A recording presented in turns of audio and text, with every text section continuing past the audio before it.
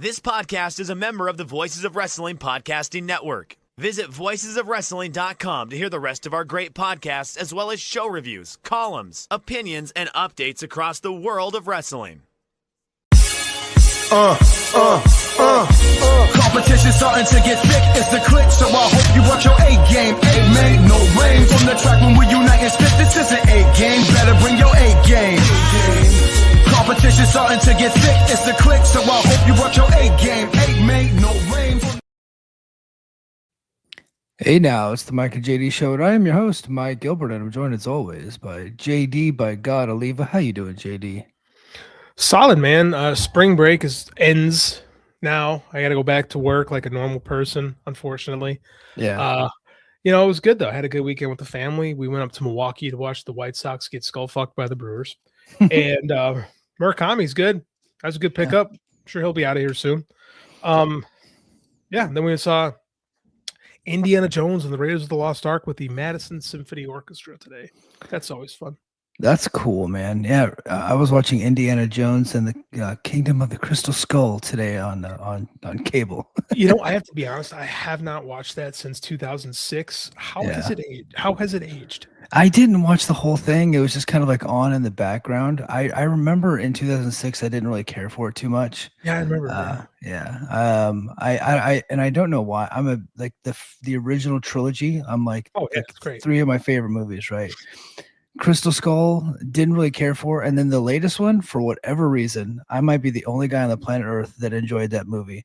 It has, I did, and I went and saw it in theater. It was a mandate to my wife. I was like, I have to go see this in theater. Like, they're bringing it back. I haven't seen any Indiana Jones in almost 20 years, and I liked it. And then I go online, and everybody hated it.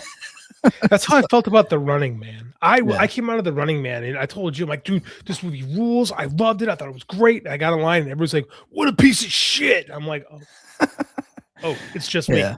I still like that movie. I did not like Indiana Jones and the Dial of Destiny, for the record. Yeah, no, and I understand why people didn't like it. Like the whole time travel stuff, it got a bit hokey, but it did. But a lot of the Indiana Jones stuff gets hokey. I didn't like her. I thought she was annoying and not charismatic, and I didn't find her to be very likable. Yeah, like she doesn't. They try to make her like a male likable scoundrel, and it doesn't work. She was just not likable. I didn't care for her at all. Yeah, I think Hollywood needs to find some new characters because they just keep going back to the well, and sometimes it works and sometimes it doesn't. Like, I thought Beverly Hills Cop 4 was almost as good as Beverly Hills Cop 2. I thought it was that good. It's a legitimately good movie, but those are few and far between where like they're revisiting these characters 20, 30 years after the fact.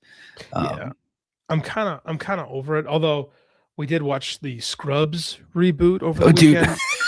Pretty fucking good, dude. It's pretty good. Hey, I like it. Wife and I are into it, man. Yeah, me too. That's why I finished Sacrifice today. As I was trying to finish it last night, my wife's like, "Can we watch Scrubs instead?" And I'm just like, all right. I got outvoted. I didn't really have a say in the matter. So see, we have families and wives, so like can't watch wrestling all the time, unlike some people. Yeah. Like, there was a guy on Twitter. This is so funny. There's a guy on Twitter because Maple Leaf Pro has AEW has extended their partnership with Maple Leaf Pro. And we're going to get into some of their news, but they're going to land on TSN this summer, and they're going to be airing on Tuesday nights. Yeah, and someone on Twitter said Tuesday MLP, Wednesday Dynamite, Thursday Ring of Honor, and then Saturday Collision. And BQ quote tweeted it, and he goes, "You must be really knocking them dead with the ladies, bud." It's like yeah. Maybe try other stuff, do some other things. I can't be Brian Alvarez and just watch wrestling. Like I remember a couple weeks ago, Brian's like, "Who is this Jelly Roll guy?" And Dave's like, "He's really famous, actually."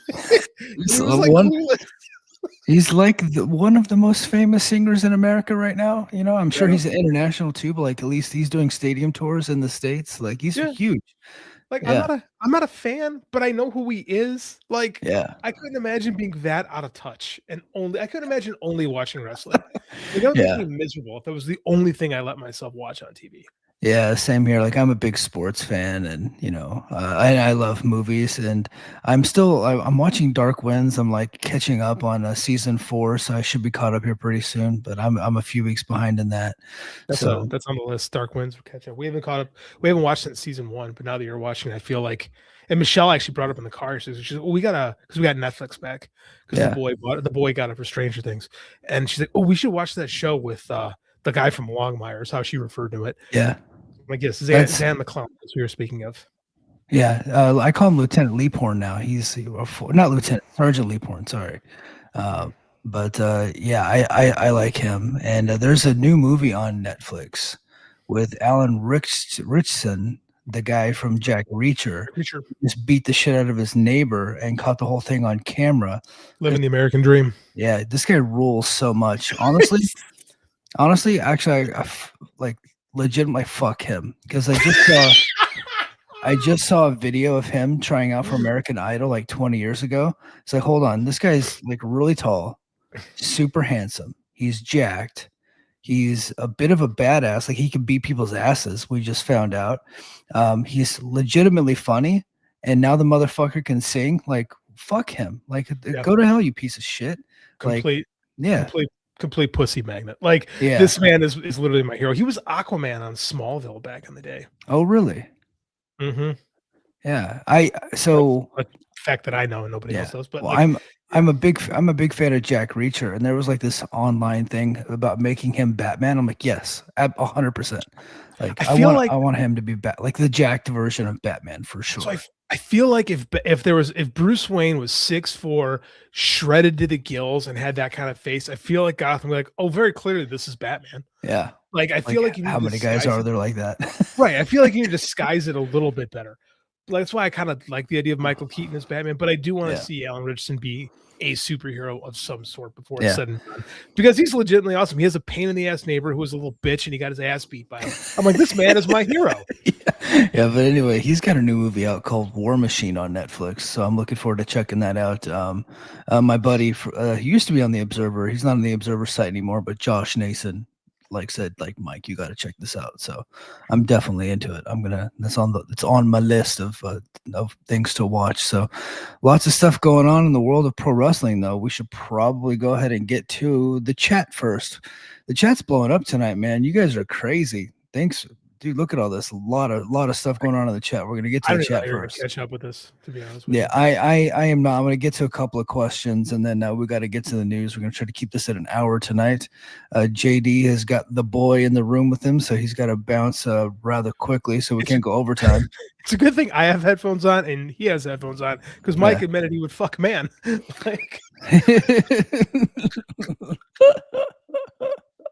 Oh gosh. All right.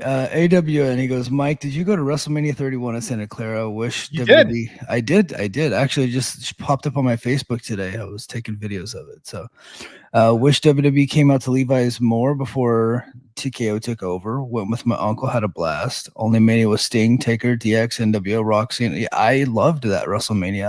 I had a lot of fun. So, but I was in 2014, I was a huge WWE fan. Like that's like all that. Yeah, that's all I was really watching. I was not watching any TNA at the time. I had just started getting into New Japan, but it was really like I was strictly a WWE guy.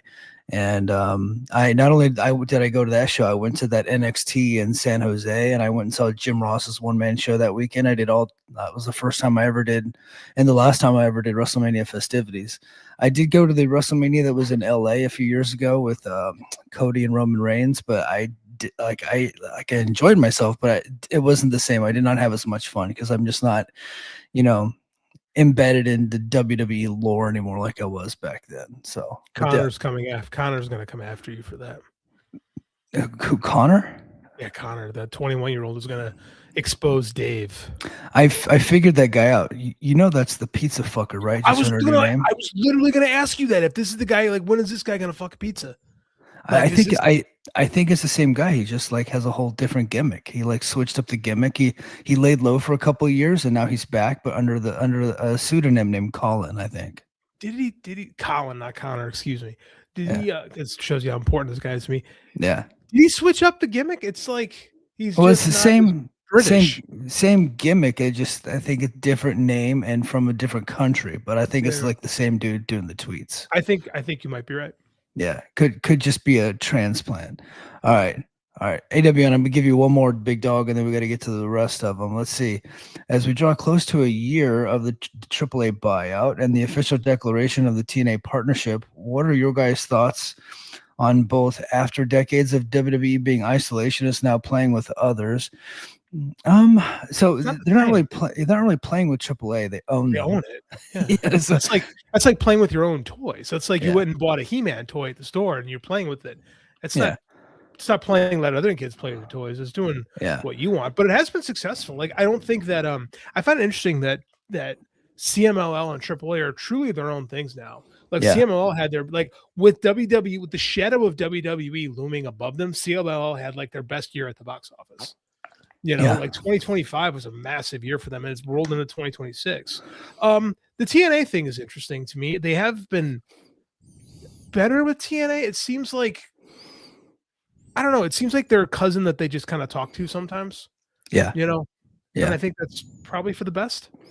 Yeah, so I think the relationship has slowed down a little bit because I think it was too much. Like TNA was all over NXT, NXT was all over TNA, and right now you only get Ariana Grace on TNA, and now like this week Mike Santana is going to be on NXT, but it had been a while, and I think that the partnership has benefited TNA like a lot. So like they're doing the best business they've ever done, you know, and they just got this TV deal. So I think it's been a good thing. You know, WWE does work with like they have sent some people to Marigold, I guess, like that Joshi. They've sent some people to Noah. Noah has sent people to NXT. So they're working with other folks, but and I think that's a good thing. And I think that makes everybody better. As long as they don't get their hooks into these companies and fuck them over like they used to, I think that could be better. But you know, Tony's doing a similar thing where he's working with all these different companies. I think that's awesome. I think they should do that. I'm something crazy. I actually think NXT, like I don't watch NXT, haven't watched it in years. The NXT fan base seems much more unhappy with the product than they did a year ago. So Yeah. I actually think something I didn't expect to say a year ago. I think TNA got far more out of that partnership than WWE ever got. Like For sure. WWE just wanted to hinder Tony, and that wound up not working either because AEW is doing some of the best rings they've done in 2 years now. Yeah. So I mean, like, it is funny that when WWE starts losing interest again, that like the other companies start to pick up, which is what we've seen. Like TNA is doing its best business ever. AEW's business is growing again. Maple Leaf Pro is starting to grow. A rising tide does not lift all ships when it comes to pro wrestling. Yeah. TNA benefited the most out of like everybody in that relationship. You know, everybody thought WWE was going to come in and be predators, and like I think for good reason people thought that because that's the history. But it just hasn't happened with TNA. They've signed 2 of the wrestlers, you know, and they've been very giving with TNA. They have been, surprisingly. Yeah. I don't think TKO cares as much as Vince did.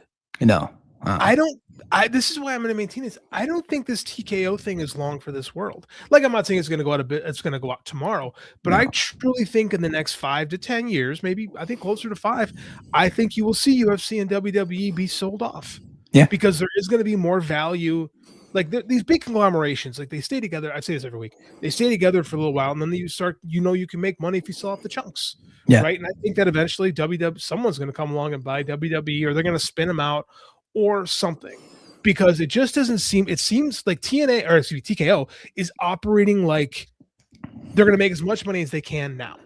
Because they're not truly, it doesn't seem like they're interested in building, right? Anything that's about really building the company, they kind of lose focus with, like the ID deal. And like, you know, they're kind of like, sure, whatever. Like, remember when they were signing people to these like NIL deals and that was a big thing? And they might still be doing that, but they're not making a big deal about it anymore. Yeah, you don't really hear about the NIL stuff anymore. WWE ID is still a thing. I think they just signed up Starboy Charlie and Nikki Blackheart and a couple of other independent talents, but they're not really strict with them. Like, you know, they had Zeta Steel there, and she willingly left, like got out of her contract and signed with AEW, which is part of the WWID deal. Like if you can get a contract from somebody else, we have the right to match, and if we decide not to, you get to just go. And I was like, oh, that's cool. So Cool for the yeah, it's cool for the wrestler, right? So that I think that's a good thing. So they get people on, you know, the radar of everybody, and like they can start, you know, selling off their services. So that's cool. All right, let's get to some more chat. Oh, go ahead. Sorry, go ahead. No, I want to come. Let's put a pin in this. I kind of want to come back to the talk of where wrestling is. I know there's a couple tweets from MJF and Tyson, TJ Wilson. Yeah, I forgot what his WWE name was. Tyson Kidd. Tyson Kidd, thank you. Yeah. TJ Wilson, we're texting about the state of the indies right now. I kind of want to come back to that at some point. Let's get to the chat first, and then let's get to the chat, and then we got some news to get into, and then we'll get to Tyson Kidd and MJF. Let's see, Bang Bang Sosa for sure. Glad TNA signed Sosa. Yep. Kid's got money written all over him, man. Jesus. Yeah. Good evening from Nebraska. What's up, my friend? Omaha Stiley over there with Chad Schultz. Let's see. Dude, I don't know if you saw, but in March Madness, Nebraska, they got eliminated from the tournament because they decided to go ahead and have only fucking 4 players on the court during like a pivotal point in the game. Yeah, it's crazy. Seems like a problem in basketball. yeah. XWF Sosa has a bright future, but needs to work on his mic skills. He's 21. I think he'll probably get there, guys. People used to say Will Ospreay was a terrible promo. Do you remember those days when they used to tell you Will Ospreay had no charisma? Yeah, and he like you can develop charisma over time. Like that's something. Shawn Michaels used to be terrible with charisma. Yeah. Look at early rocker stuff. Not everybody is a natural when it comes to public speaking. It just takes practice, right? And then eventually, sometimes it takes getting lost into a character, and then like you're just more comfortable for sure. Chad Schultz, have you seen the Twitter feud between Sean Ross Sapp and JD from New York? I actually said that to JD. I cannot tell you what else I sent him because we'll get in trouble. But. Yes, we will. Yeah, but I hate sharing a name with this fucking guy. I say it every time his name comes up. Like it's not even his name; it's actually my freaking name. Yeah, like his name's Jerry apparently. Whatever. Like. I saw that and I'm like, these guys are gonna fight. Okay. Yeah. I should call Izzy and try to get him on the next RAF show. That'd be fun. I think Sapp did do some MMA training for a little while. He did. Yeah. I don't know if he's greater than that, but I'm sure he would love to beat JD from New York's ass, and I'm sure my friend Izzy would love to make money off it. So and I would love to watch it, and I would drive across the border to North Carolina to be able to bet on that. I'm in a red state, so they don't let us do that. So I have to drive across the border to get that done. So, all right. EPW says, "What's up, everyone? Hit the like button. Thank you, sir. Yes, everybody, like, comment, and subscribe. We greatly appreciate it. All right, couple more, and then we're gonna get to. Okay, you guys are. There's just too many. I can't get to them. I love you guys. If you want to stop me dead in my tracks, throw down a super chat. That's but there's a lot going on. I cannot get to all the chats. All right, JD, let's get to our top story. Let's do it. So main event of TNA Sacrifice was Steve Maclin versus Mike Santana. And to tell you how much I was so looking forward to this match. As you know, like I'm a big admirer of both of those guys. I've interviewed Steve a couple of times. I share a lot in common with both of these guys, with Mike Santana and Steve Maclin for very different reasons. And they're two of my favorite wrestlers. I'm a big supporter of theirs. And I was just super looking forward to it. I interviewed Steve on the lead up to Sacrifice, promoted that show. I even went out of my way to say to recommend to our audience that if you're going to like only watch one match, that would probably be the match from Sacrifice to watch. I'm recommending it to them. And they were doing pretty good for like 90 seconds, and they were knocking the shit out of each other legitimately in this match. And and then Santana hit Maclin with a super kick, and then Macklin's lights kind of went out immediately. And I got to give credit to Alice Lane, the referee. She noticed it immediately. She went and checked on Steve and took control of the situation. Got Mike Santana backed off. Called over the doctor. She did the whole X sign. The doctor came in and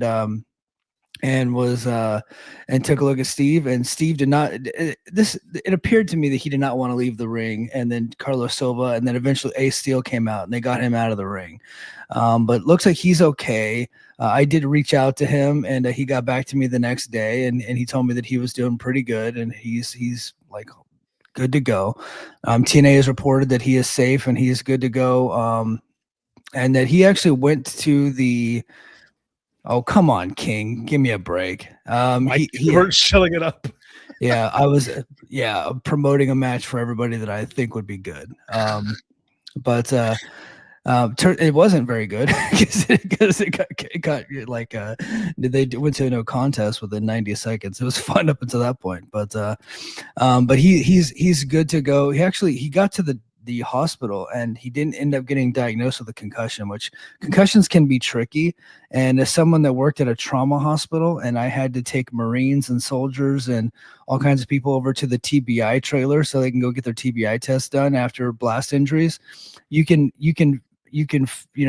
fool those things pretty easily, and I've seen it in football too. So not to say that Maclin was fooling it, but if you answer the questions correctly, then you're cleared, right? So, but I think he's going to be out a while. He ended up missing the Maple Leaf Pro Show over the weekend that he was promoted for. So I don't know when he's going to come back, but I hope he takes his time and just heals up properly. Concussions are tricky. Having watched, I didn't watch the match, but I did see the clip online. He's concussed as shit. I don't care what anybody says. Diagnosing a concussion is tricky. And like, if you know how not to get diagnosed with a concussion, it's not hard to not get diagnosed with a concussion. You know, we see him, like I said, I'm a coach. I see it all the time. He was concussed. I will say this. Sure. I agree with you on the referee recognizing a problem. Just a couple weeks ago, we had that atrocity that happened down in OVW where the referee actually, got concussed and was seizing in the middle of the ring, and the kids kept working. And I say kids because they're young. We have to do a better job of having wrestlers, be able to do things on the fly a little bit and have to react when someone is very clearly not well. You have to be cognizant of your surroundings. Like, again, it's a training school for the most part. OVW like to puff up their feathers when they had that show on Amazon Prime that people seem to have forgotten about. It's an indie. Al Snow, when he was doing his grift, things like someone's going to die in an AEW ring. And then one of his shows, and then he goes and covers his own ass about it because he's a grifter, scuzz bucket. So kudos to TNA for that. What was the referee's name? I'm unfamiliar with him again. Alice Lane, and she is a good ref, by the way. Like I watch her. Yeah, she's pretty good. I actually think she might be OVW trained, which is pretty funny. So it is irony. No, she did it, but she did a great job. Like, especially right now with where things are, I think she did an excellent job and feeling it out. And it sucks, but Maclin's tough as shit. So as long as you just give him some time to recover, you got to be careful with the brain. You only get one of them. Yeah. And hope he's gonna be okay. Yeah. I'm glad. Let me see. XWF, he said, still remember that super kick Goldberg did to Brett. I thought this was a pretty similar situation. Very similar. The difference is that happened in 1999 and Brett kept going. No, it's 2000. Sorry. 2000, and Brett kept going, and then that killed his career forever. Like, he finished the match, and I think he actually wrestled a couple days later, and that was not good. So I think that we're doing a really good job we're doing a better job with concussions these days in pro wrestling, especially with all the issues that surround concussions. It's a very serious thing. And look, and everybody's getting on Carlos Silva for saying that the doctor said he didn't have a concussion.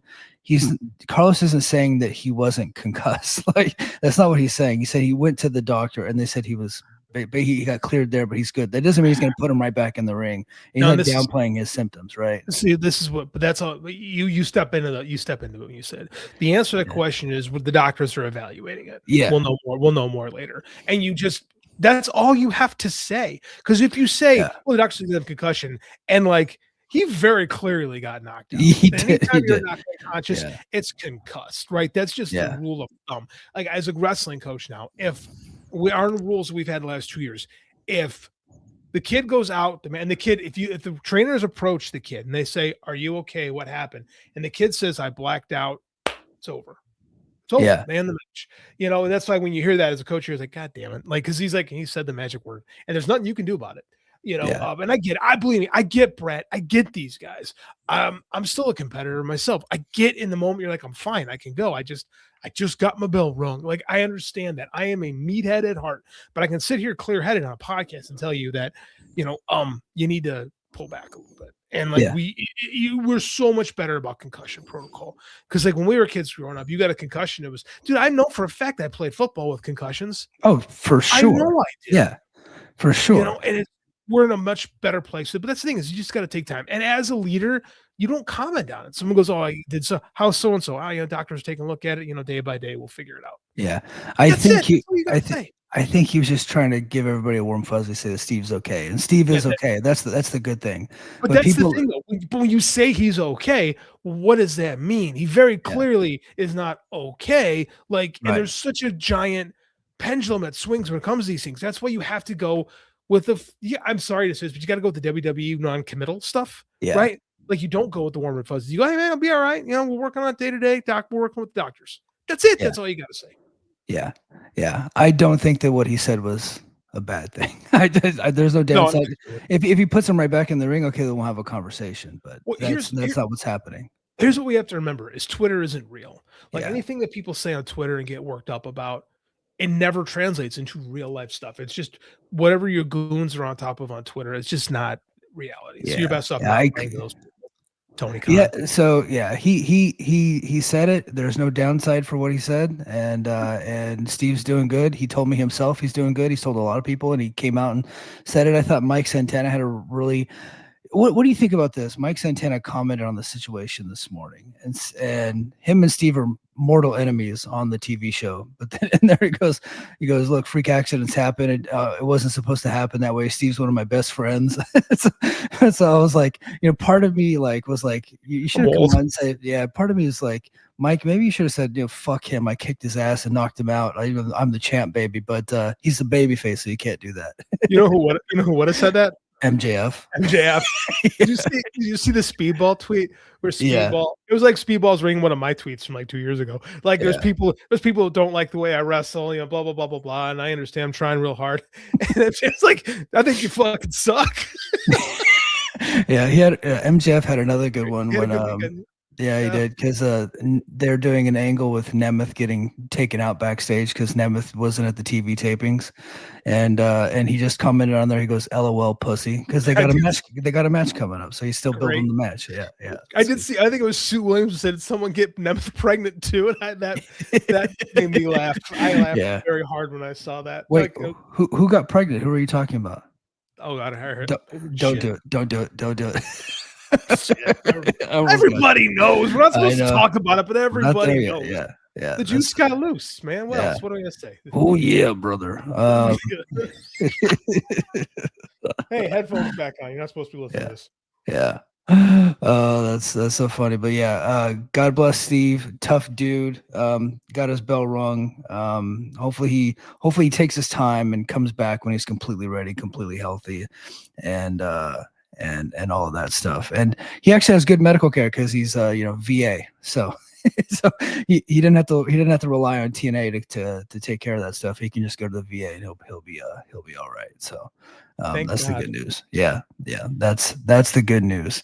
Let's get to a wild story, JD. What's the wild story? So the former MLW champion, Mads Cruel Kruger. Cruel is his name. He was at an independent show called Ruthless Pro Wrestling. I think it's a deathmatch show.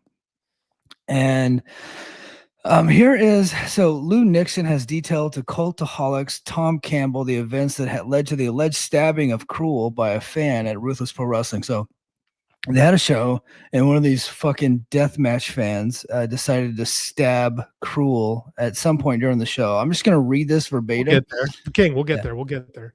Yeah, I'm gonna read this verbatim. It was King going off. Am I not being sanctimonious or self-righteous enough? No. He want to know why. You want to know if he missed the MLP TV show talk. So we'll get there. No, not yet. Yeah. Let's Man see. almost I'm died. Let's talk about this, man. yeah. I'm gonna pull this up. So if you're watching on YouTube, I'm gonna read this verbatim so I don't fuck anything up. I want to get the story right. So audio, just listen to this. So at the start of the show, speaking of Cruel told me that the guy went up to the merch stand, the guy that stabbed Cruel at the start of the show, started asking Cruel how much all of his merchandise was, and then went, "I'm not effing paying that much," and then walked away. That's kind of a dick thing to say. The guy was front row during Cruel's entrance now, and he's like a big monster, and he walks around. The guy stepped out of the front row and stepped in front of Cruel. If you're not familiar with what Cruel is, he's a big bastard. He's about this. He actually moves around, and like while he's wearing the mask, he looks exactly like Doc Gallows or Luke Gallows for sure. It's like a modern day Lord Humongous gimmick, essentially. Yeah, and he's got this really creepy mask on. So the guy scored up to him. Cruel obviously didn't break character, made him look silly. And then during the match, I think the guy got knocked out of his seat. The video you see happens after the show. Now, currently, the guys went up to Cruel's merch table at the end of the show and squared up to him and started going, "Let's effing go." Then let's effing go. And then tackled him. In the tackle, that's when he must have shanked him because Cruel didn't realize he got stabbed until afterwards. Now, Cruel has come out on Twitter and said, "I'm fine." So he's a tough old school guy. But it was after the main event, after the show. Cruel, Schlack, Lou Nixon were out there at their gimmick table selling merch, old school brothers. And this fan came up and just staring down Cruel. So Cruel stared right back at him. And next thing you know, the fan tackled Cruel through the table. And while he had him on the ground, stabbed him in the lower right quadrant of his abdomen. At that point, the boys saw he had a knife, so they just started lighting him up. So all the wrestlers came to Cruel's aid and just started throwing some of the worst, like, poorly thrown punches you've ever seen in your life, but they were hitting the guy for sure. They didn't want to take the chance of stabbing them too, so they pushed him towards the door. Somebody Spartan kicked him down the stairs. So yeah, they just jumped this guy for stabbing Cruel. But Bill Watts would be happy. But I would talk to those guys about working on their technique for throwing the punches. But that's a crazy story, dude. This is the most old school wrestling thing. We keep talking about how wrestlers today aren't tough, and then a fan goes 1970s and stabs Cruel. And they beat the shit out of him. Oh my goodness, yeah. Dude, Bill Watts is smiling in his grave, which is crazy. He's not even dead yet. Yeah, but yeah. Don't do Richard Lewis, man. That almost got us in trouble. Oh shit, that's true. We did almost kill Richard Lewis. And then he died a few weeks later. Fuck, God damn it! I'm not gonna wood. We don't kill him. Yeah. No, like. This is crazy. Like this is some right out of the 1970s. It's like you see this big nasty looking heel and someone goes, "I'm gonna stab that guy." Yeah. Like it does make the whole merch table culture thing kind of scary. I mean, like independent pro wrestling really relies on people interacting with the fan base, which is why we don't have a lot of like true heels today. But Cruel's one of those guys who's like a legit like heel in these days. He's just like an old school guy, like big nasty, dude in a mask. Mm-hmm. And he got stabbed in the abdomen. Like that's how Brody died. Yeah. Like this is like, it's scary. I'm glad he's okay. I hope that guy gets put away and has to go through some like mandatory therapy because very clearly he's disturbed. Like, fucked up. Excuse me. Yeah. No, that's a scary thing. And, it's like you can't really ask for security at those places because these are really kind of low rent type of, like they're not spending a lot of money on these shows. You know what I mean? Like they're not really gonna have great security, great doctors, great EMTs. So that's the tough part about these small independent promotions. So I saw this argument. This is good. This is gonna kind of come back to where I was gonna go originally. I didn't mean this, but I'm gonna pull it in here. MJF was talking about how a lot of these indie wrestlers today kind of suck because they don't get in the car and go drive to work for a hot dog and a handshake. Mm-hmm. And he has a point to that. I agree with him. Yeah, I do too. Like there's not enough dedication and there's not enough people willing to get better.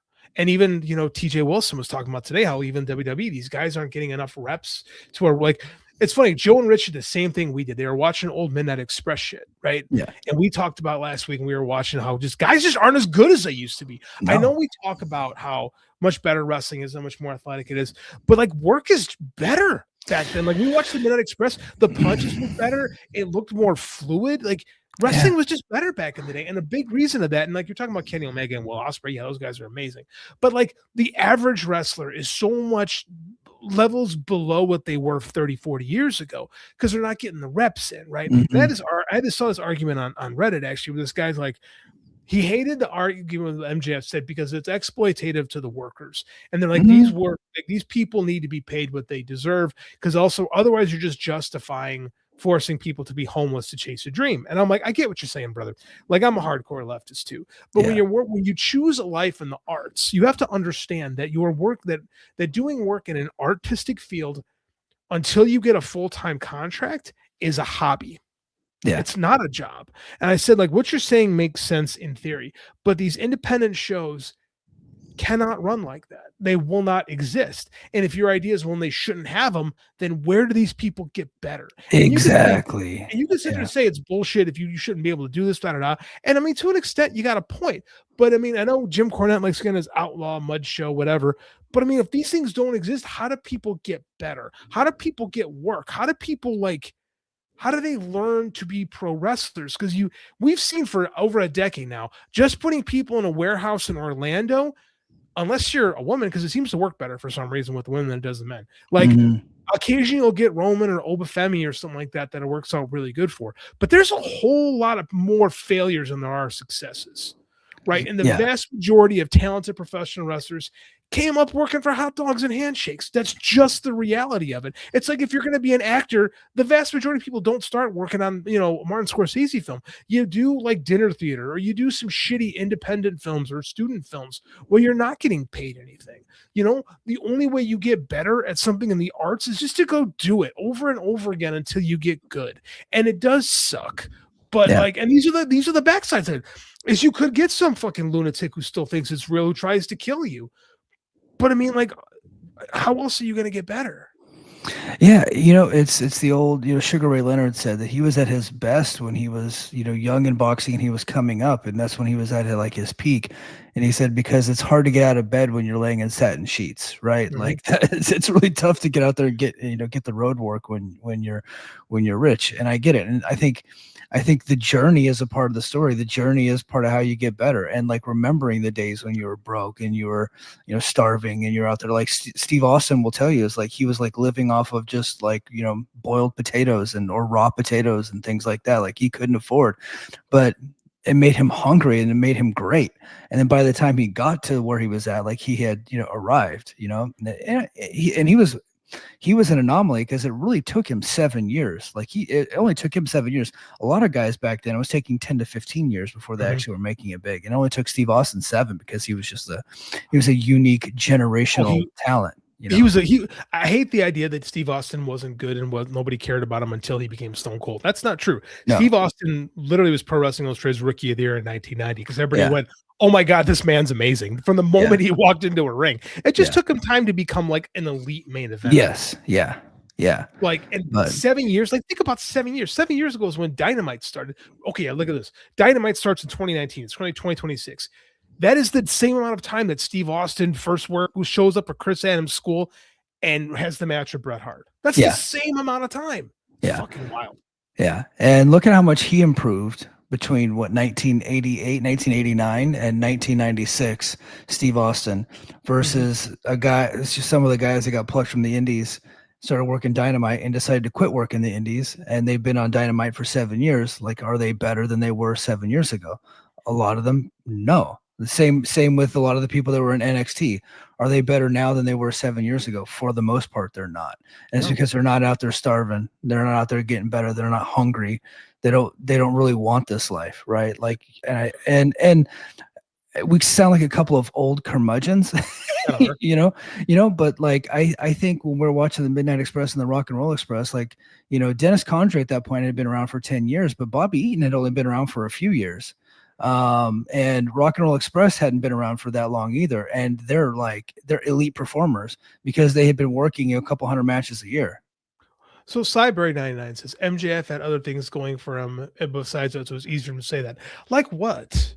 Like MJF wasn't getting movie roles and those kind of things until he was a professional wrestler. He lived with MJF is from an affluent family. I don't even know if he's that. I think he plays it up. I think he's from Maybe.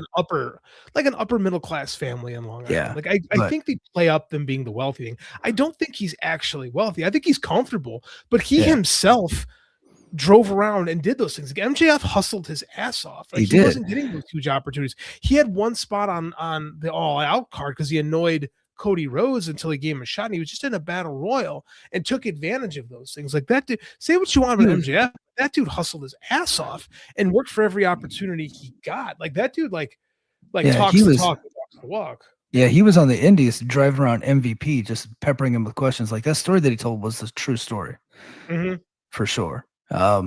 So I get where some of the socialists would be like, no, you just have to have it all right away, the same as everybody else. That doesn't really work. Like you got to work your way up. Like if I retired in the Air Force as a master sergeant, had I come in getting paid as a master sergeant and stayed the same, I wouldn't have worked harder. I just like there would have been, what's the incentive? You have to start off low and then work your way up. Like that's how it fucking works.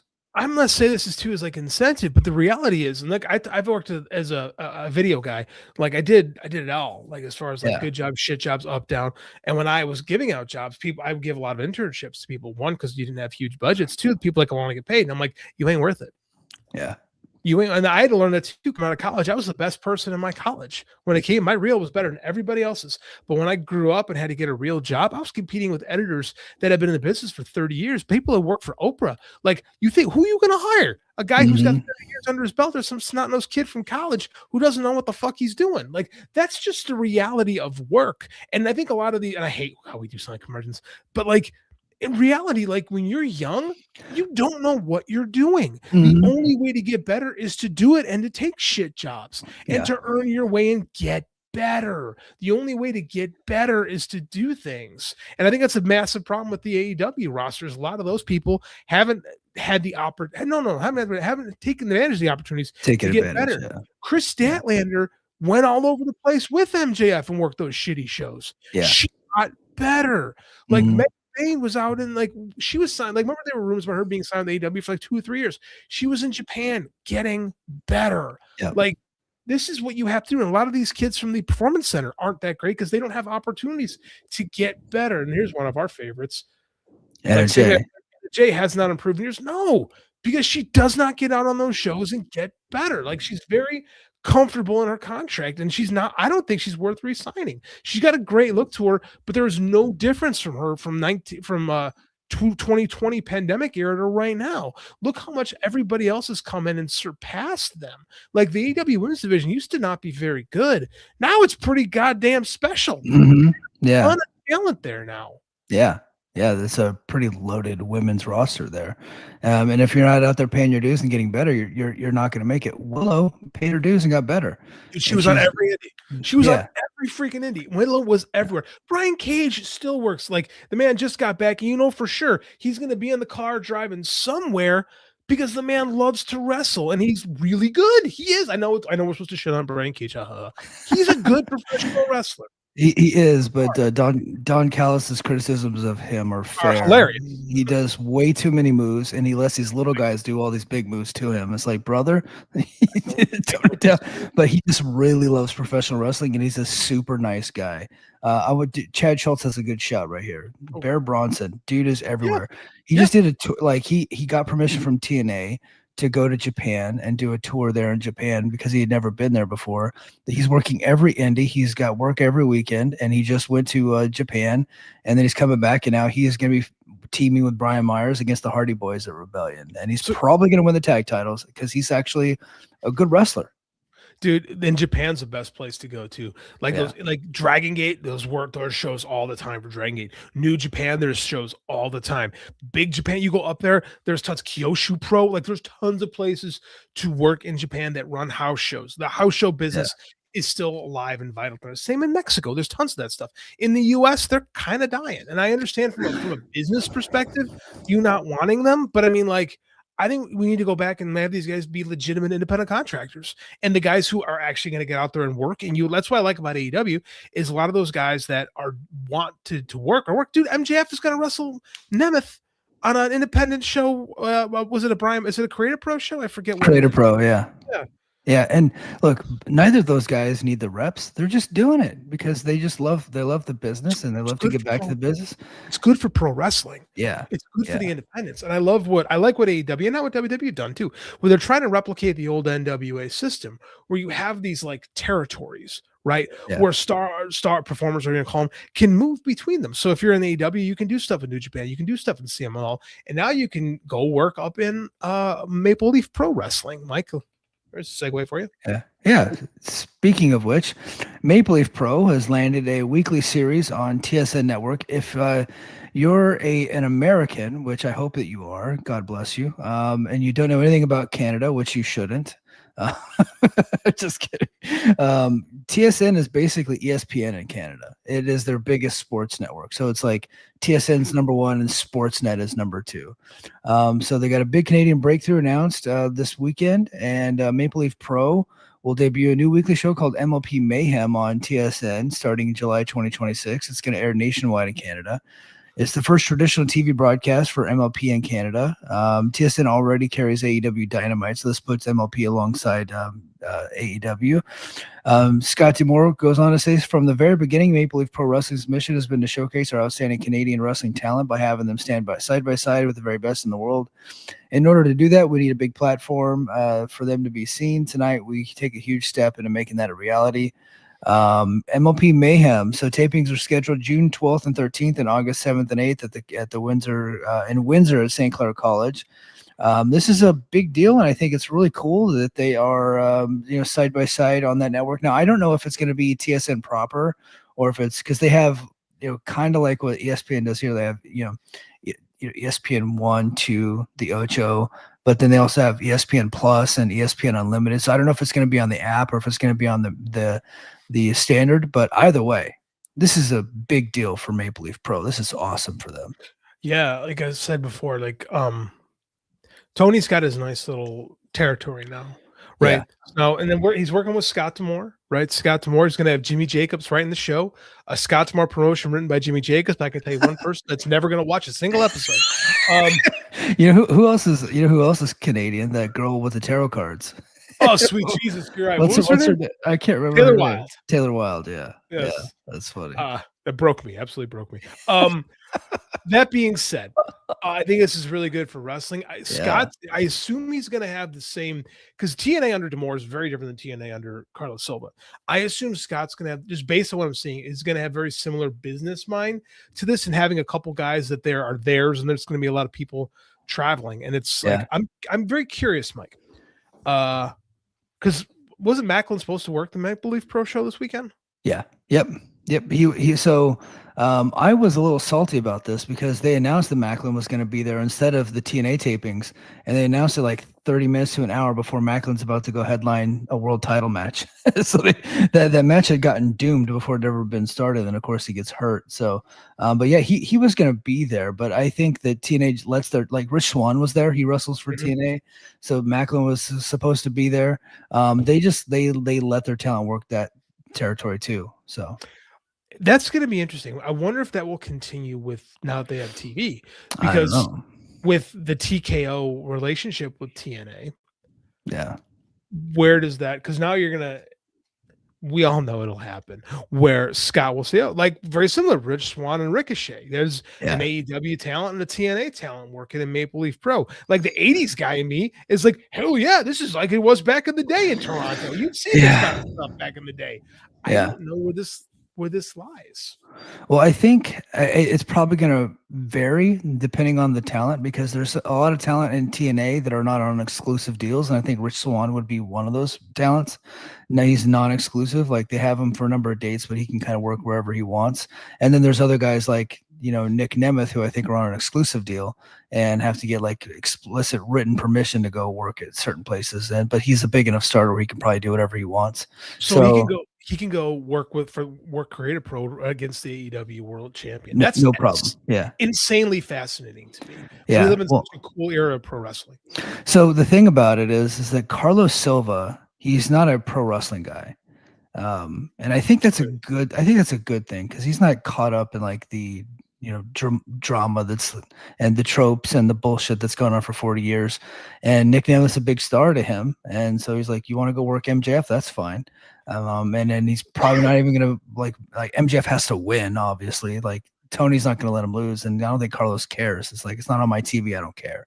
So now would Tommy Dreamer step in and be like, hey boss, we got to rethink this strategy? I don't know. Like I get the feeling that Tommy Dreamer doesn't care either. So they're just letting it happen. Nemeth's kind of bulletproof, right? He's got a ton of cred underneath him from his time in WWE. Like, he's got the flex. I mean, honestly, it's a no-lose deal for anybody, because I'm sure Nemeth doesn't really care. Like, he's going to do something kind of cool. I'm sure he was really looking forward to working with MJF, because they're both good workers. And I'm sure and good workers like working with each other. And I'm sure that it's going to be a pretty good match. So, like, I'm of the mind that this is good for wrestling. Yeah. And it's kind of outside the WWE purview, because they have gone above and beyond to not control TNA. Because I don't think, like I said before, I don't think TKO really cares. No, I don't either. Nobody can name me a single instance where a TNA wrestler has been pulled from a show because of TKO. No one can name unless TKO was calling them up specifically to be on WWE, and they like gave them the opportunity and they would go.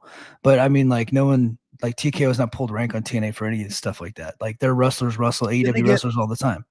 Didn't they declare? What about, no, they did do one. Didn't Leon Slater, didn't they call him Leon Slater instead or something? So I think that was a legitimate visa issue, because he wasn't the only one that had that happen to. Like, Danny Luna was also not there, and the Canadian wrestlers weren't there. Yeah, so like Lance Storm couldn't make it. So they did pull him, but it could have been like a convenient thing, but they missed all the international talent. They didn't have them. Well, to be fair, the visa situation is a little sketchy in the U.S. right now.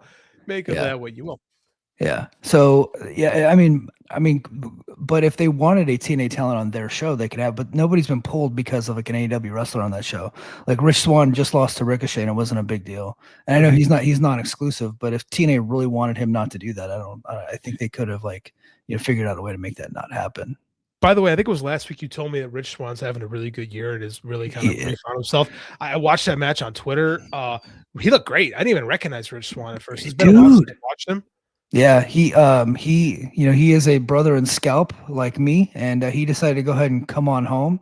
He's taking it all the way off. He is. I didn't recognize him. Yeah, and he's gotten himself into really good shape. He's sober now. He's doing great. I follow him on Instagram. He's always uplifting, and he's having a really good year for TNA. Like, in the ring, he's doing a great job. Him and AJ Francis had 2 really good matches. Happy to hear that. Yeah, they got really good chemistry. So he's doing good. But Maple Leaf Pro. I think they could do big things there on TSN. They switched all their belts to Canadian wrestlers, so all their belts are held by their own homegrown stars. Like, Stu Grayson is their world heavyweight champ.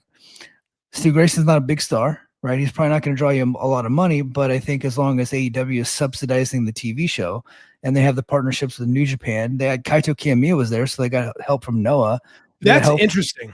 Yeah, and they got help from CMLL, the CMLL talent were there, and they just announced that they're bringing in Mystico coming up. So I think they could be pretty successful. Now the problem is this TV show going to be good? I don't think so at all. It's got Jimmy Jacobs and Scott D'Amore. I assume it's going to look like TNA circa 2021, 2022. So that's kind of what it looks like whenever I've watched it. And they do have the good matches. They have some good matches for sure, because they're bringing in good talent. But you're also going to have to deal with a lot of the hokey horse shit, which was their Scott D'Amore is kind of a WWE minded guy. He likes that stuff. So does Jimmy Jacobs. Mm-hmm. Now, I don't know that Jimmy Jacobs was writing the show. I know he was there.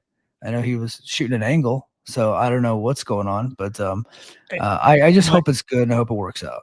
Mike, any chance I have to take a shit on Jimmy Jacobs, I'm going to do it. I'm consistent.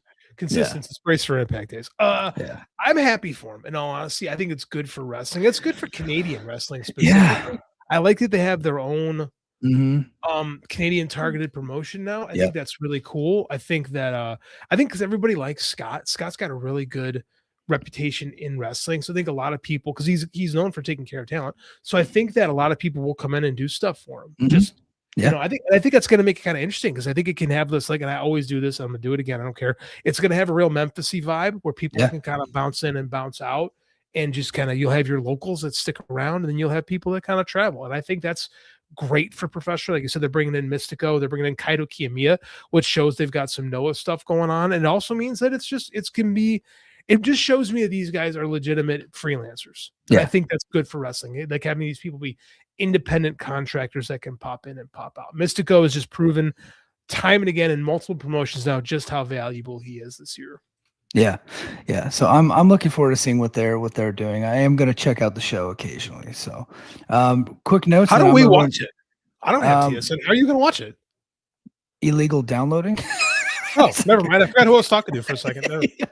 Come on, like, Never mind. Matey. I'd be a pirate. I live close. I live close enough to Charleston where I could just be a full blown pirate now. So, all right. Let's get to some more notes, and then I'm gonna run down Sacrifice. JD, if you have to bounce, I know you got the kid there with you. You feel free to bounce while I'm doing Sacrifice. He's got spring break this week, so he's fine. Okay. Ricky Sosa officially signed with TNA, so it was announced during Sacrifice. Chris Bay actually came out to make the announcement, so that was cool. Introduced him to a crowd. They're making this a really big deal. I've never seen them do this for essentially kind of an unknown rookie, but he's a 21-year-old international rising star from Belgium. He debuted a couple weeks ago. I was there. It was electric. Signing happened. He had Tommy Dreamer, Carlos Silva, and Chris Bay. Ricky Sosa, he said, I'm so happy to be here. This is a moment I've been working for 5 years. So he started when he was like 16. So cool. He came out, thanked everybody. So this guy, JD, you need to watch the clip on Twitter. He comes out and he's towering over Carlos and Tommy and Chris Bay. He looks like a giant compared to them. He's like, 6'4", but he looks like a huge. He is what Jim Ross would call him a blue chip athlete. Just a young, tall, like athletic, slender body, but muscular, and can do all the European wrestling moves. And he's got that big entrance. And I think he's going to be something for these guys. He's got a lot behind him. How long do you think they keep him?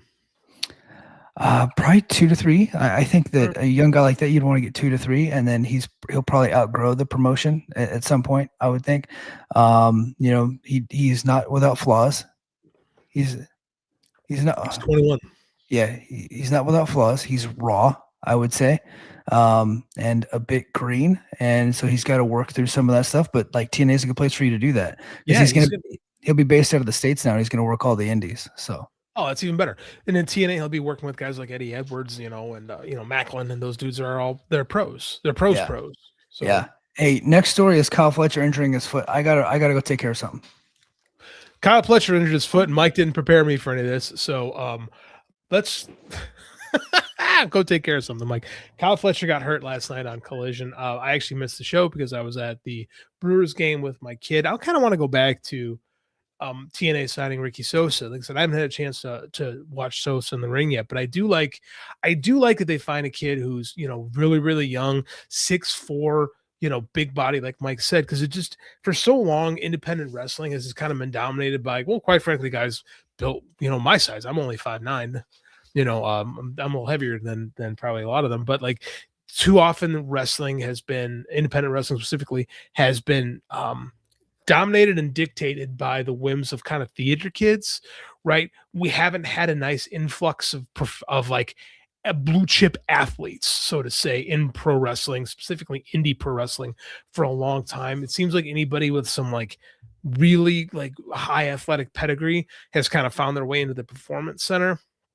And most of them have kind of washed out. Again, on the female side, it's tend to work better than on the male side, like in NXT. Your Obafemis and stuff like that worked out pretty good for it. But again, it's like the exception that kind of makes the rule. So it's really cool that TNA has found this Ricky Sosa, and I'm really interested to see kind of where it goes with him. I hope that he can build into something before he gets too Americanized. Like I know Mike said he's got that nice European style, and with that type of look and that type of body, I think that's super interesting. I think he can be somebody that TNA can really build around. I mean, Tony Khan kind of gets his hands on some of these, young guys like your Nick Waynes and stuff like that, and has a tendency to not push them right away. Like, and not as bad as like Gato, where like you make them, basically eat gruel and wear like, black tights for 10 years before you debate even pushing them. So I kind of hope they can push him, but not like too hard right out of the gate.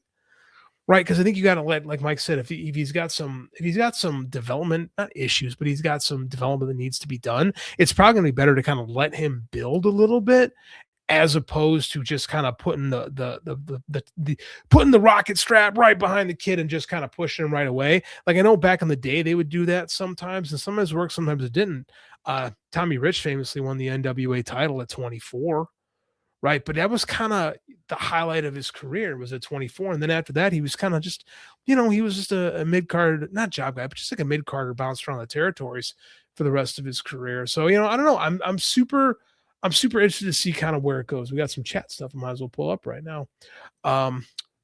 Awesome one. Shrey says, can you blame them? Anyone that is like 6 feet plus with a gift and intellect would rather play a sport like soccer, football, etc. Here's the thing, though. Like, you got a point. Like, the odds are them. Like, of course, if you're big and you have a Division I pedigree, you're going to go play college football, right? But then what? The vast majority of people playing college football don't even sniff an NFL roster, let alone a tryout. So you can say that, yeah, well, when they'd rather play football, okay. But for the vet, and again, I was a Division I athlete. I've seen this. I lived with guys that thought they had NFL pedigrees on them, and the vast majority of them don't even get an opportunity to even go to a training camp, let alone make a roster. So then what?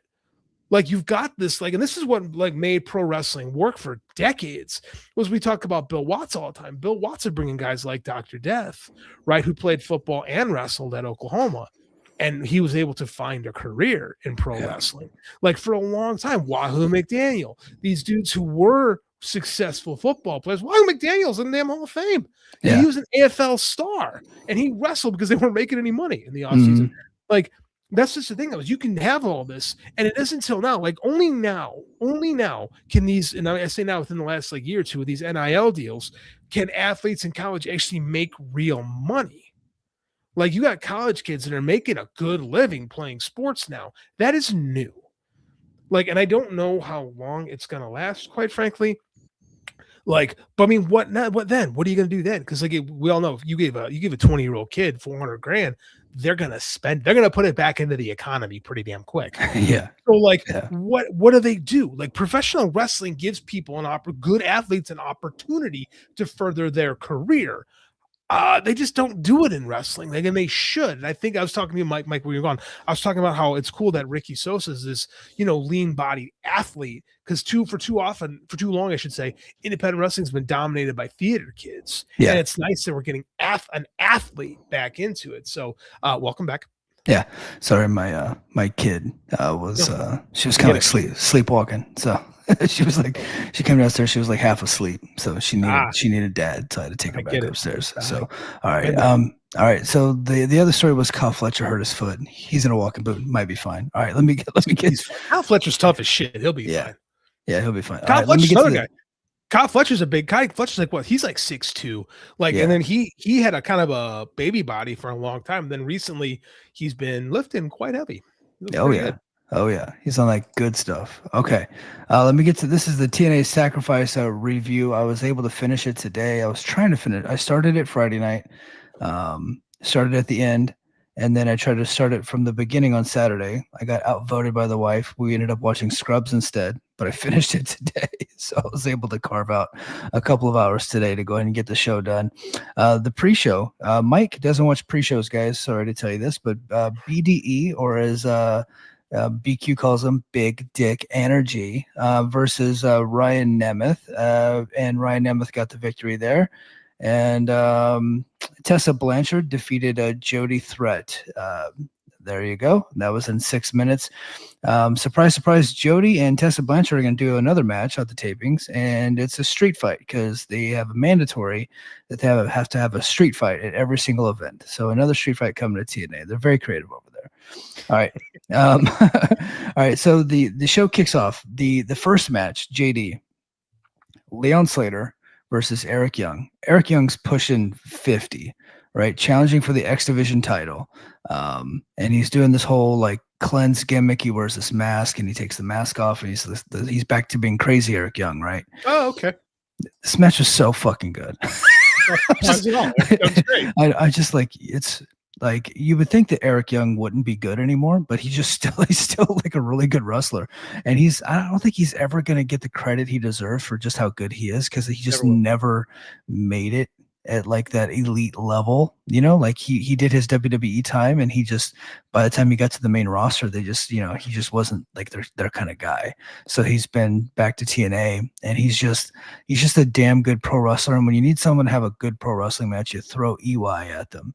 And him and Leon Slater had a really, really good match. I think it's a big problem that the best pro wrestlers in the world, too many of them are over 40. Yeah. And that just goes back to what we talked about earlier about the lack of development in pro wrestling. Yeah, for sure. So Eric Young has been doing this gimmick where he comes out first, and he's been attacking people during their entrances. It's been kind of a subtle thing that he's been doing as part of this character that he's got going on. Leon Slater is hip to the game, so when Leon Slater comes out, he does his entrance. He's wearing a mask, right? Eric Young went and attacked Leon and pulled him down the ringside, ripped the mask off of him. Different guy, wrong guy. And then Leon Slater dove over the top ropes, did a big tope onto Eric Young. And that's how they started off the match. It was a hot start. But Leon Slater ended up getting the victory in about 15 minutes. There's only 2 matches from this event that I would recommend to the audience go check out. This is one of them, Eric Young versus Leon Slater. And Leon Slater was announced right after this. He'll be defending his title at Rebellion against one Cedric the Alexander. So that should be a good match too. And they've had good matches before. So good stuff from Leon Slater and Eric Young. And then JD in the crowd. They cut to an audience member. It turns out it was the One Man Gang who was sitting on the side. Yeah, they were in New Orleans, and so they cut to One Man. Yeah, they cut to One Man Gang. He was there, and his One Man Gang T-shirt, and he got his head tattooed, and he did the big brrr that he always used to do back in Mid-South. So it was kind of cool to see him. He's had a rough go the last couple of years, but he was in good spirits for this. So how did he look? He's got to be. He was pretty young, actually. He was wrestling. Yeah. He probably his late 60s, I'm guessing. He looks good. He looked, and like he took pictures with everybody after the show. He looks like he's good and healthy and doing well. I like hearing that. Yeah. It was really cool. It was really cool to see him. I did not expect to see him. And the night before on Impact, they had Buff Bagwell. They brought him out, and he's got one leg. So naturally, Frankie came out and got heat on him. so that was and Buff. Declared that he will wrestle in TNA one day, but I doubt that's going to happen. Unfortunately, he'll probably get cleared before they clear Steph DeLander. yeah, that's probably. I stole that joke from somebody I know. Yeah, that was me. Yeah. So, backstage, Gia interviewed Mike Santana, and he said that the time has finally come for Steve Maclin. He said he either gets the job done or goes home a failure. So there you go. Next matchup was Elijah and Hometown Man versus Frankie Kazarian and AJ Francis. JD, Hometown Man. It's Cody Deaner. He lost the Loser Leaves Town match. He left, but they're doing the whole Stagger Lee gimmick. Oh, yeah. Okay. So he puts the mask on, and he's Hometown Man. You're in the light, man. Andy's stealing the show in the background. Yeah. Would you just sit down? What a heel back there. I know, ADHD boy just bouncing off the walls. Yeah. So he's doing the Stagger League gimmick. JD, I'm not kidding. This gimmick is super over. It's always been over. The Stagger League gimmick always gets over. It's one of the oldest gimmicks. It got the Dog over. It got Brian Pillman over. It got Hulk Hogan over in 2004. It's a great gimmick. It always works. I like to see more of it. Yeah. So the thing is that every time they announce him, everywhere he goes, it's his hometown. And so he's coming out in a local sports team jersey. And sometimes they'll even have the mascot. And these fucking kids and some young adults, but mostly children, go absolute crazy for this guy. Cody Deaner's never been over in his life, but he's got something. It doesn't appeal to me. But it's stupid, but it's working. I don't know. I bet this is Tommy. It's got Tommy Dreamer written all over it. 100%. Because it's a Dusty gimmick. Right, Yeah, Dusty, yeah. the Midnight Rider was Dusty's thing with it, and he did the Mhm. Yellow Dog with both Brian Pillman and Barry Windham. They're both Yeah. Yellow Dogs at various points. Like, it's just, and then the Machines. The WWF did it in the '80s with the Yeah. Machines. So I mean, like, With Andre the Giant and with the Masked everybody. Superstar Bill Eadie. Yeah. Well, everybody had Hulk Machine in certain towns. You'd Yeah. have Piper Machine. Like, that's the gimmick, because everybody knows, but everybody's got to pretend not. It's honestly one of my favorite stupid pro wrestling gimmicks, because it's the one time that everybody's kind of in on the joke. Yeah. So cool. Yeah. So we'll just get to the finish here. Hometown Man hit a top rope crossbody block on Francis. Elijah got a guitar, but Frankie stole it and smashed it at the ring steps. AJ hit a down payment chokeslam on Hometown Man, and then on the ring apron rolled him into the ring, and Frankie immediately hit the fade to black and to pin Hometown Man. And the recapper here says, meh, that would be my opinion too. But the crowd was into it. So it's like, you can't call it a bad match, because like the crowd was going crazy the whole time. So I've seen a lot of bad matches the crowd's been into. So yeah, for sure. All right, and then this is the big scene where Tommy Dreamer and Carlos Silva, they bring out Chris Bay, who gets a huge pop, and then Chris Bay announces that they have signed Ricky Sosa, and then Ricky Sosa comes out, and this kid is over, and he's got this over ring entrance, the whole deal. It's a big deal. So I love that they're locking this guy into a contract. It's super cool. And TNAmerch.com has a million fucking Ricky Sosa shirts and jackets and hats and all that stuff. So they're really going to get behind this kid. So they're actually capitalizing on a star for once. So I was saying when you were gone, I hope they don't do what Gato and Tony Khan kind of do when they get young guys, and they kind of bury him a little bit. Yeah. But I hope they don't push him too much, because he's pretty Yeah. young, and like sometimes it's too much before they're ready. Like, I like it, but I hope that they can find a balance, and that's tricky, you know? Yeah, for sure. All right. So JD, Rosemary is doing this gimmick, right? I'm out. Where she's back she had to go to the undead realm because she wants to bring Allie back from the dead. But in order to bring, hold on, JD. So hold on. She's trying to bring Allie back to the dead. So she goes to the undead realm. She meets up with Allie. Allie is still bleeding from the neck because she got her throat slit by Sue Young 7 years ago. So she's still bleeding, right? And she's got to go. So she summons Raven, who like is not dead, but in this story he's dead. So they summons Raven, and he's sitting on this throne, and Raven's giving them advice on how to get this deal done. And she's got to, go through the 7 deadly sins and make amends for them all. And then Allie will no longer be a ghost; she'll be back to life. And they get to Raven, and all he's doing is calling Tommy Dreamer fat the whole time. Well, I like that. Yeah, he's just like, he's saying a bunch of nonsense, and all of a sudden he goes, Tommy Dreamer looks like Lizzo had an affair with God, what was the other guy's name? I can't remember the other guy's name. Oh, Abdullah the Butcher. And then he goes, here. This will help you out. It's a vat of Tommy Dreamer's blood. It's filled with cholesterol, and so they're doing this whole thing. Last week they brought back Crazy Steve, and they made amends to Crazy Steve, yeah. And then this week, they're roping in Mila Moore, and Mila Moore peeled off and like a zombie followed a tall white rabbit, so the furry is back, down some scary corridors, and then Jessica Havoc came up behind her, and Mila screamed, and then they faded to black. So there you go. So Jessica Havoc was back on this episode. Wasn't the white rabbit PJ Black? I think so. Yeah, I think so. Yeah. Back in the TNA on Pop days. So this is fucking stupid. I'm out. I thought you might.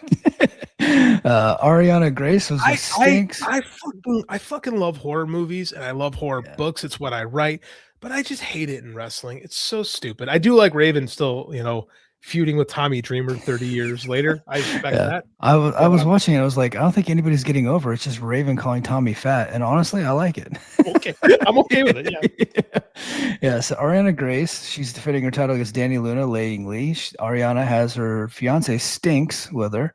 And this match was okay. Danny Luna and Lei Ying Lee are really good. But the problem is Ariana Grace got the victory. Stop me if you've heard this before.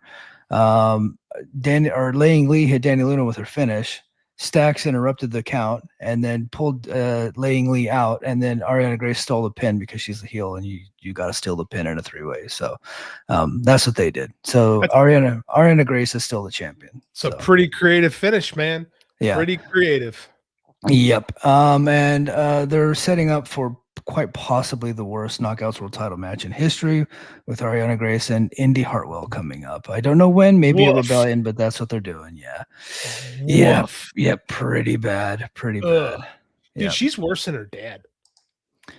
Yeah. You know, and the thing is that I think that if her dad wasn't doing that gimmick, he would have been really good. Because he's like, he actually is like a legit trained like wrestler and a I know judo he's player and all that. Yeah. I know all that. I don't think he's a very good professional wrestler though. Yeah. I think that's why they gave him the stupid gimmick. I get, yeah, probably. Yeah. Okay, so here's the other match that I'm telling everybody is really good. And believe me when I tell you, this was so fucking good. And Mustafa Ali is one of the best in the goddamn world right now. This guy is tremendous. He's fantastic. He's in there with this kid, Jada Stone. She's a young girl. She's got to be maybe 22 years old. And he was in there like Shawn Michaels, but not like overdoing it like Shawn Michaels used to. He was selling so much for this lady. She did a Canadian Destroyer to his ass. She did a top rope Hurricane Rana to his ass. She did like a bunch of flying topes to a goddamn whatever. And this guy was bumping like crazy, made this kid look like $1 million. And then, of course, he murdered her in the end and pinned her in front of Trey Miguel while he was zip tied to the ropes. But and then when Ali and Trey Miguel were in the ring together, they were fantastic too because they're really good. Tasha Steelz is good too, but she's not as good as the other three. I thought they were all good, and everybody just went above and beyond to make a new wrestler in Jada Stone, who's like a super young knockout. So they did really good with that, and they're setting up for Trey Miguel versus Mustafa Ali at Rebellion. So that should be fun. Good match. I'm not a fan of the intergender stuff. So they did it tastefully to where it wasn't like it was. She was getting just a bunch of babyface moves on Ali at different points in the match, and then at the end, Ali got he was being a jerk heel and got that. But yeah, I am with you. I'm not a fan of intergender match, but the way that they did it in the match kind of made sense in the mixed tag. So. Yeah, I thought it was good. And then we go to the biggest disappointment, second biggest disappointment of the night. The match that I was almost looking forward to the most, Moose versus Eddie Edwards, just didn't happen. Which, had they known what was going to happen in the main event, they probably would have had them have a real match. But right as it's about to get started, Agent Zero, which is a big thick bastard named Bill Collier from Canada, I think, big jacked up dude, attacks Moose before the bell, and then the system jumps Moose, and then that was it, basically. So like 30 seconds. So they didn't have the match. They're probably going to run it back with Eddie at some point, but I think they're going towards Moose and Agent Zero. So it sucked. The whole thing was stupid. All right. Mara Sade versus Elena Black, who is Cora Jade. They had a no DQ match because, again, they have to have a street fight in every episode. This match was not very good. I didn't really care for it. And it was just them like hitting each other over the head with shit. And they had gimmicks and they had thumbtacks and they had the bullshit. And Mara Sade ended up getting the victory. So there you go. Jeff Hardy and Vincent versus the System, Cedric Alexander and Brian Myers. Had a decent little match, nothing too special. Matt Hardy was injured, and so Vincent was the replacement for the match. Go ahead.